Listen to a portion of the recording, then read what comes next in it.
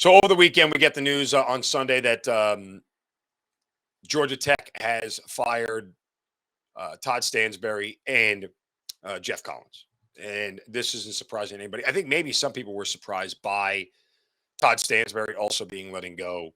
And I'll get to the football stuff in a moment. I'll get to the football, aspect of this thing. But the Todd Stansbury firing is significant. Obviously, anytime you change ADs, it's a big deal.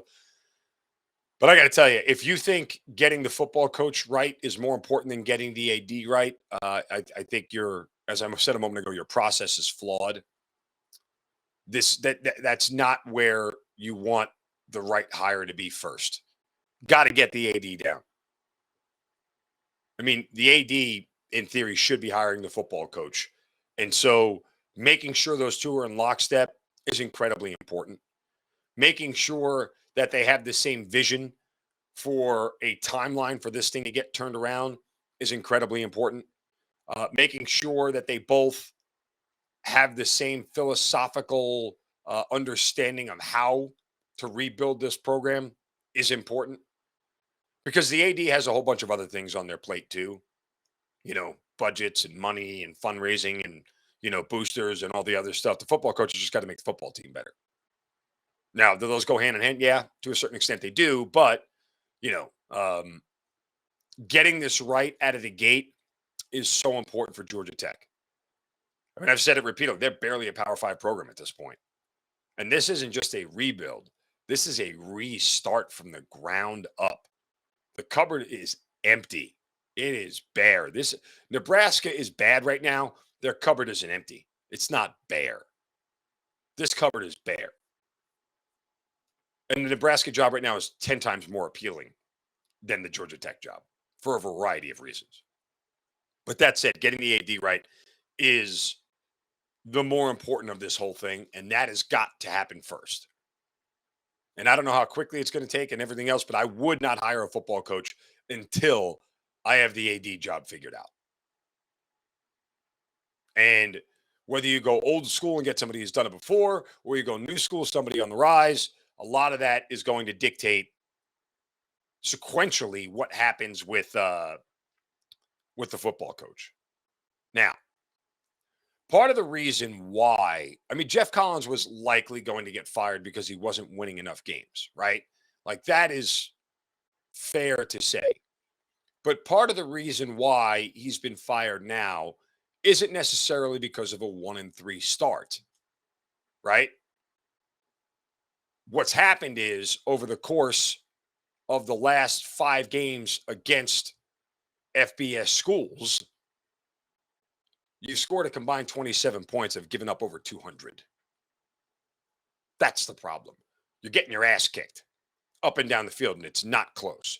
Again, 42-0 Ole Miss, 41-10 to Clemson. You go back to the last 2 games last year, Georgia, 45-0, Notre Dame, 55-0. It's 100 points right there, 100-0 in the last 2 games you're outscored. Last year as well, you lose to Pittsburgh by 31. You're getting your ass beat all over the place, and it's not close. It's one thing last year to be in the 14-8 game against Clemson. The year before, you lost 73-7. You lost by 28 to UCF. You lost by 17 to Syracuse. You lost by 14 to Pittsburgh. You lost by 18 to Notre Dame. They lose and they get their ass kicked. They get beat horribly. That's why this is unraveled. And this is step number 1 in this whole thing. Be competitive. It's no different than rebuilding at the NFL level from that standpoint. What have I told you about the Falcons this year? Be competitive first and then worry about winning games. You got to be competitive. How do you get competitive? Well, the only one way to do it in college football, transfer portal and recruiting. And I don't know who's the right guy for this job. I have heard names around all over the place for this thing. Deion Sanders and whatever. I don't know if you go with the flashy name to sort of draw attention, or you go with the up-and-coming guy who just grinds and goes to work. I don't know exactly what the right fit is. I think it's hard. I think it's a very difficult task to rebuild this program. And the person who's charged with doing it, how long is the leash? 2 years? 3 years? What are we waiting for here? All I can tell you is that would be my one prerequisite as the AD. Don't care if you don't win. Don't get embarrassed. Period. If I look up and the score is 28-0 in the beginning of the second quarter, we have a problem. Find a way back in that game. But that's the thing. That's the number one thing in this rebuilding process. Do not get embarrassed. I'm tired of seeing 55-0. Tired of seeing 73-7. Tired of seeing 42-10. Can't have it. Can't have it. You want to lose a game? Fine. Lose it 37-30. You want to lose a game? Fine. Lose it 14-10. Just don't get embarrassed. That is the number one prerequisite here going forward. And they should take their sweet old time figuring out who the next football coach is going to be.